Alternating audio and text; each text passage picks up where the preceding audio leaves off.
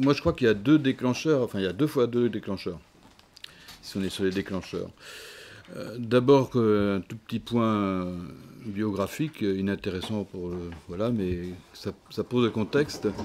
Je suis né on disait un bled, dans une commune qui s'appelle le Sel-de-Bretagne, qui est déjà en elle-même assez éloignée des grandes routes. Et moi, je suis né en campagne de cette commune où il n'y avait pas d'autres voisins. Je suis né dans un village, seul. Et en plus, enfin, je n'étais pas fils unique, mais mes parents ont eu deux enfants uniques, 7 ans de différence, donc si vous voulez, voilà. Et à côté de chez moi, il y avait mes grands-parents et mes parents, voilà. Et jusqu'à l'âge de 7 ans, je n'ai rencontré personne d'autre que ceux qui venaient à la maison, ce qui m'a appris à écouter, parce que j'étais vraiment tellement émerveillé de voir du monde que j'écoutais. Qu'est-ce qui a filtré à cette époque-là comme culture populaire alors, j'ai eu la chance de participer à tous les travaux des champs. On faisait encore des souhaites à l'époque, des séries, des battages. Donc le mois de juillet était occupé à ça. Et il y avait une radio. Une radio, il n'y avait pas de télé, il n'y avait pas d'électrophone, il n'y avait pas de magnétophone. Voilà. Donc j'ai entendu la musique populaire à la radio, c'est-à-dire les Beatles et des choses comme ça. Ça, j'étais baigné de ça. Et puis c'est tout. Quand sont arrivés mes 15 ans, 14-15 ans, moi je suis obligé de parler de Stivell et de cette révolution-là, on va dire. On ne savait pas si on aimait ou si on n'aimait pas, c'était pas tellement la question, c'est que c'était nouveau, c'est que ça nous rassemblait, et ça nous a, tout révolutionnaire qu'on était, ça nous a permis de dire, nous on n'ira pas s'amuser au bal, on n'ira pas s'amuser à je sais pas où, on ira danser au Fest-Noz sans savoir ce que c'était. Mais c'était une déclaration que nous étions fait, 3 ou 4 copains dans la rue, du Sel-de-Bretagne, qui était évidemment très passante. Il y avait quand même un cadre aussi, puisque vous êtes là pour écouter ça, particulier. Il y avait 2 personnes autour du Sel-de-Bretagne qui, toute ma jeunesse, m'ont quand même fortement influencé, certainement, sans que je sache exactement comment, hein, évidemment. Il y avait un sculpteur qui s'appelait Eugène Aulnet, qui a été véritablement quelqu'un d'une très grande personnalité, non pas par son discours, parce qu'il disait très peu, finalement, mais par ses actions. C'était quelqu'un qui a milité pour la cause bretonne, mais qui a milité pour les chemins de randonnée, qui a milité pour l'étoile sportive, qui a milité pour la vie au pays, quoi. Voilà. Sans que ce soit formulé vraiment, mais il était dans son histoire personnelle, il passait des beaux-arts, prof de beaux-arts, il est revenu au Sel pour vivre de sa sculpture, et puis animer, voilà, tout le monde. Et il nous accueillait. La maison était toujours ouverte, et ça, c'est quand t'es gamin, ça nous a servi de maison de la culture à nous. On pouvait aller n'importe quand chez lui. On était reçus avec une tasse de carreau, le café de céréales biologique, et plus tard le site quand tu avais grandi un peu, et voilà, tu avais le droit à tout ça. Et puis il y avait une autre personne que je dois absolument mentionner aussi, qui s'appelle Jean Varambier, que certains connaissent, là, qui était un tzigane, arrivé par hasard, enfin pas, c'est jamais le hasard, mais enfin arrivé de la commune voisine de Trébeuf, qui était violonneux, et qui nous a énormément marqué aussi par sa générosité, son écoute, sa disponibilité. Enfin, le temps s'arrêtait quand on était avec ces 2 personnes-là. Voilà, c'était vraiment très agréable à vivre. Et dans ce contexte-là, arrive la Bogue d'Or, et là, franchement, c'est un cadre exceptionnel. Je ne sais plus si je suis allé d'abord une fois, ou si j'ai chanté d'emblée, j'en sais rien du tout. Je me souviens... Alors, ce qu'il faut dire, c'est que dans ma campagne profonde, là, j'avais l'envie de chanter. Je chantais n'importe quoi, ça allait des cantiques aux Beatles, à la chanson de ma grand-mère, mais tout y passait, indistinctement. Je pense que c'était plutôt de l'ordre du besoin d'expression. Enfin, voilà, c'était pour l'instant rattaché pas à autre chose, mais j'avais le besoin de chanter. J'aurais chanté n'importe quoi, inuit comme malgache ou breton, enfin, ou Beatles, enfin, j'avais besoin de chanter. Et dans ce besoin-là, et cette volonté de s'amuser autrement, arrivent les Fest-Noz et arrive la Bogue. Charles, il faut qu'on aille à la Bogue. Bon, moi, je ne savais pas du tout ce que c'était. On va à la Bogue et je m'assois dans un théâtre. Là. Est-ce que c'est aussi précoce que pour Hervé ou un peu plus tard? Hervé, c'était, je sais plus, je sais plus si c'est c'est peut-être la première, et je suis allé chanter la deuxième, je ne sais plus. Enfin, mettons que ce soit la première, celle-ci. Là, je suis pas... 75-76. Et j'entends Jeannette. J'entends Jeannette Maquillon, j'entends Rosalie Daniel. C'est deux voix qui m'ont scotché alors que je ne connaissais rien. Hein. Mais ça m'a vraiment, ça c'est le déclencheur esthétique, on va dire. Cette espèce de communication directe avec des tripes, quoi, avec une façon de parler, une façon de chanter, une affirmation. Rosalie Daniel, tu ne savais pas si elle allait mourir sur scène, elle n'avait pas de souffle. Jeannette, c'est un monument, un mégalithe qui chante. C'est une grande claque, quoi. C'est même pas une claque, parce que je sais pas, mais c'est une direction qui est donnée, quoi. Ça, c'est clair. Après, donc l'année d'après, on veut chanter. Hein. On connaissait que le disque vert d'Albert, là, qu'on connaissait par cœur, que je chantais déjà dans les Fesneaux, enfin, chanter dans les Fesneaux, je sais pas. On voyait des scènes, on se bagarrait pour monter dessus. C'était l'époque, hein, on se battait pour je t'aide là, avant toi, tac, tac, c'était pas question d'être payé, on se poussait, enfin on arrivait devant le micro, on gueulait des trucs, voilà, c'était pas forcément très, très bien, mais ça dansait, enfin, les gens dansaient très mal en fait, beaucoup moins bien qu'aujourd'hui, hein. Bref, patati patata, et là, je commence à collecter parce que c'était qu'un peu comme dans l'air du temps. Là, on nous disait pour aller à la boxe, il faut chanter les chansons de ton coin, etc. Donc, 76, donc premier enregistrement que j'ai bien évidemment perdu depuis. Je ne sais absolument pas où c'est ce truc-là, mais je peux aussi vous les chanter. Et comme nous étions très... Il n'y avait pas de cercle celtique autour de chez nous. Il n'y avait pas personne d'adulte ou d'encadrant pour nous dire ça c'est du gallo, ou c'est une chanson traditionnelle, ça c'est une chanson autre, etc. Et on a eu à choisir, je m'excuse, mais je suis toujours long, hein, on a eu à choisir, finalement on a fait sélectionner deux chansons.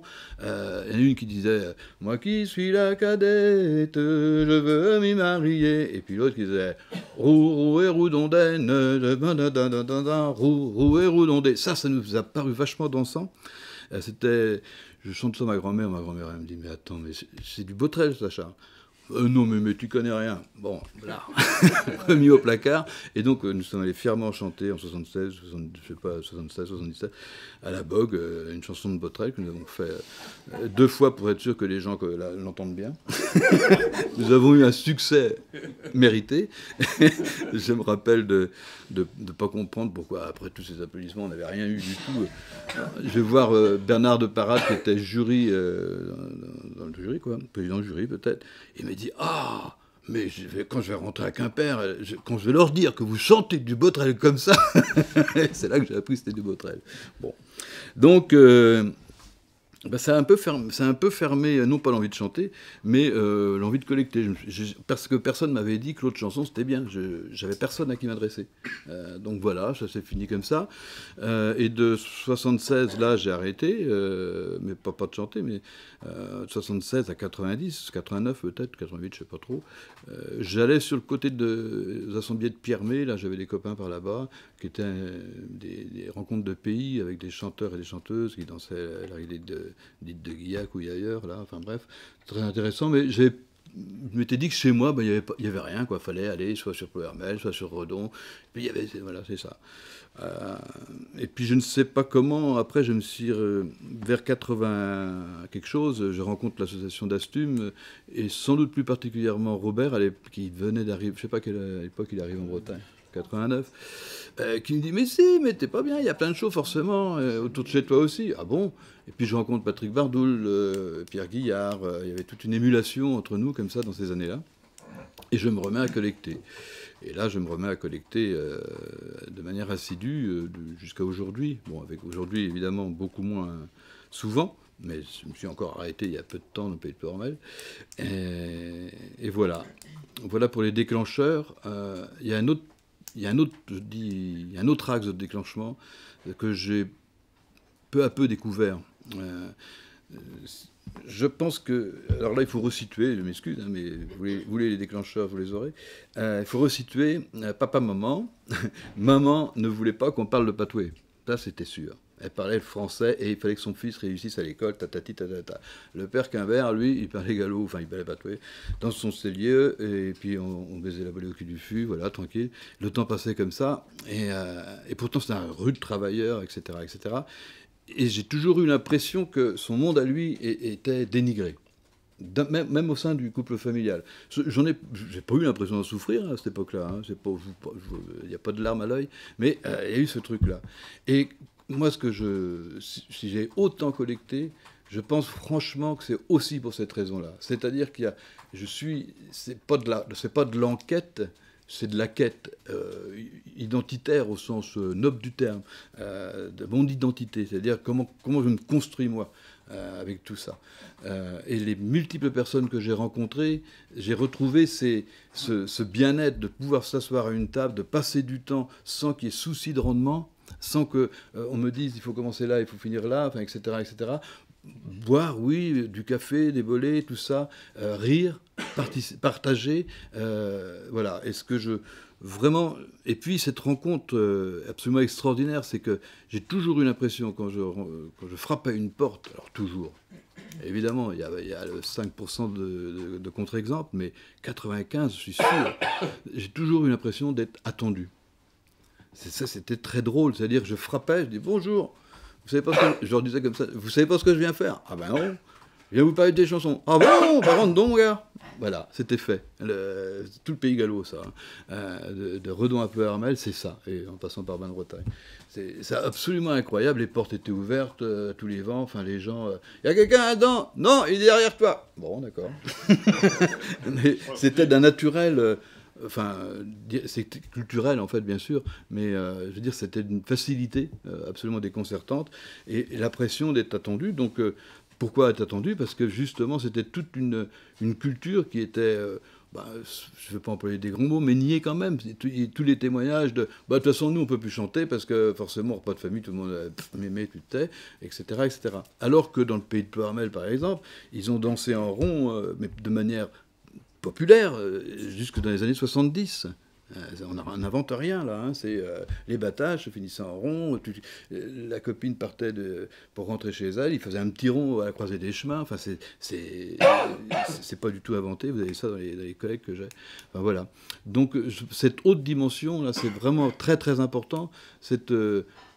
Parlons d'égalité, dignité des cultures si vous voulez, mais c'est ça le fondement des choses. C'est-à-dire que, l'autre fondement, l'envie de chanter, le premier. Le deuxième fondement, c'est redonner la place à ces personnes-là. Voilà, une place méritée, pas plus ni moins, mais cette place-là, les écouter. Franchement, ça a été, et c'est toujours le moteur principal.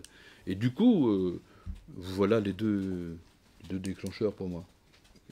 Ça fait faire des... Alors, vous parliez de la gratuité, et ouais, comme disait Albert, collecter, c'est une bagnole. Hein, ça te baise une bagnole, et ça...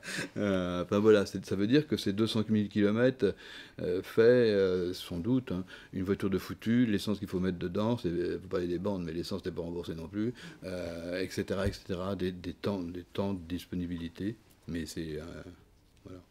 C'est sûr qu'on s'y retrouve.